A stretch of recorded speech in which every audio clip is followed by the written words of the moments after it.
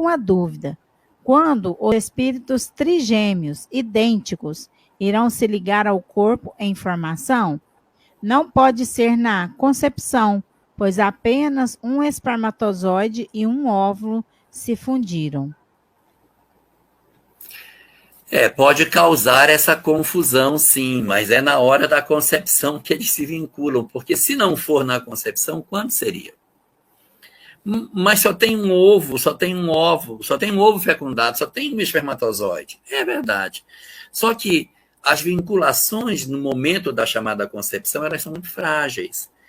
Então, esses três espíritos, eles são como que atraídos nesse fulcro de energia, e as vinculações não são assim, olha, ele se conectou, então agora ele está totalmente enraizado. Não, ele vai se enraizando no tempo.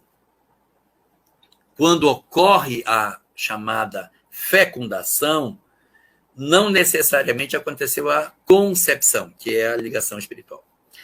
Então, na hora que acontece a fecundação, que é o encontro físico do espermatozoide com o óvulo, uma descarga de energia acontece, e nesse fulcro essas entidades se sentem vinculadas fracamente. Elas são atraídas pela energia da fecundação, mas elas não estão, vou usar uma expressão forte, parafusadas no ovo. O processo de enraizamento dos espíritos é no longo da gestação. Vai enraizando e vai apagando, vai enraizando e vai apagando. Tanto que o espírito pode, nos primeiros meses da gestação, desistir. Abandona, desiste e ele volta para o mundo espiritual.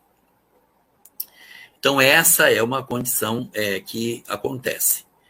À medida que a gestação avança, a chance dele desistir vai diminuindo, porque ele vai enraizando. Então, os trigêmeos foram atraídos juntos e vão se enraizando à medida que a célula ou vai se dividindo.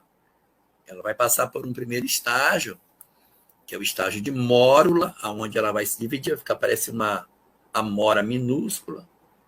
Depois ela vai virar um trofoblasto, que é uma etapa posterior. Depois ela vira um embrião, depois vira feto.